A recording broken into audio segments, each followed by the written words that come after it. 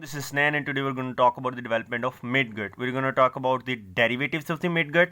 We're going to talk about the herniation principle of the midgut, the rotation of the midgut, the mesenteries of the midgut, and finally we're going to talk about the cecum and appendix formed by the midgut. So let's start.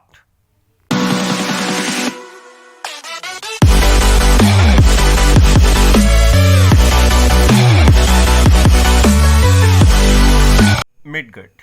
The midgut give rise to duodenum, which is distal to the bile duct, the small intestine, the cecum, the appendix, and the ascending colon along with the right 2/3 to half of the trans colon.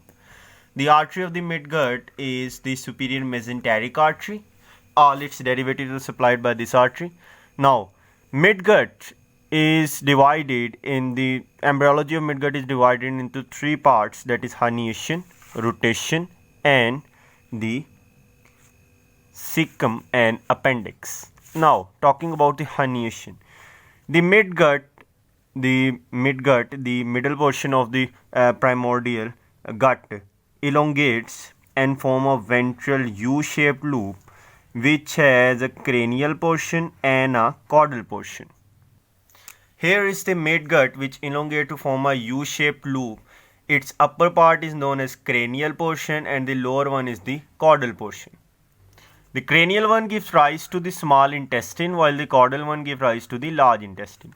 Now, this U-shaped loop moves into the umbilical cord and causes a physiological hernia. Here we can see that it passes inside the proximal portion of the umbilical cord because of the less space in the gut.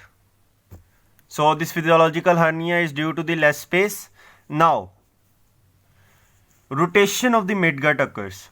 The rotation of the midgut occurs 3 times. Each rotation is of 90 degree and occurs in the counterclockwise direction. Now, first 90-degree counterclockwise direction rotation causes the cranial portion to move to the right and the caudal portion to move to the left. Here is the transsection. This is the cranial limb, this is the caudal limb. When it rotates the 90-degree counterclockwise, the upper cranial part moves to the right side while the lower caudal part moves to the left side as shown here in the figure. Now in the next 90-degree counterclockwise rotation, the cranial portion goes down while the caudal portion goes up. Here we can see that the caudal portion goes up while the cranial portion goes down. We can also see that the down cranial portion has given rise to several loops known as intestinal loops, while the caudal portion, which is now up, has given rise to a diverticulum known as the cecal swelling, which gives rise to cecum and appendix. Now upon third time 90-degree counterclockwise rotation, the small intestine, which is formed from the downward cranial portion of the U-shaped loop, retracts, that is, it comes back into the abdomen from the umbilical vesicle, while the ascending colon, it elongates downward and covers the small intestine. Here we can see that again 90-degree counterclockwise rotation has occurred. So this rotation has retracted the small intestine, which was here, back into the abdominal cavity, here abdominal cavity, and the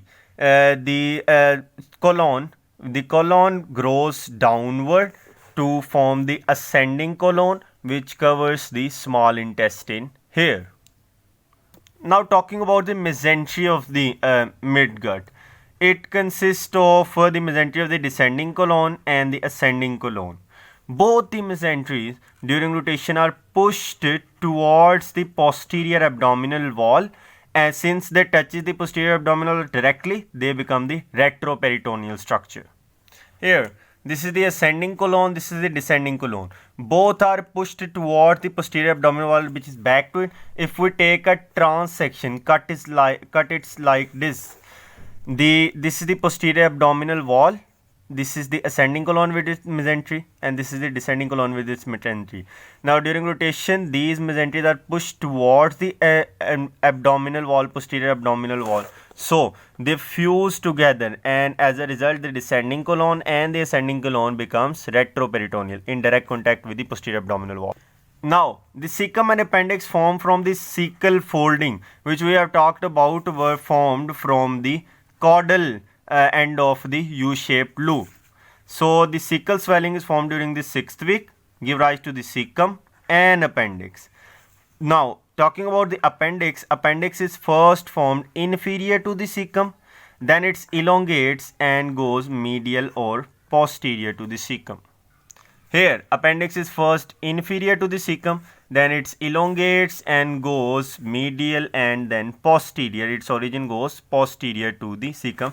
This is known as the retrocecal appendix.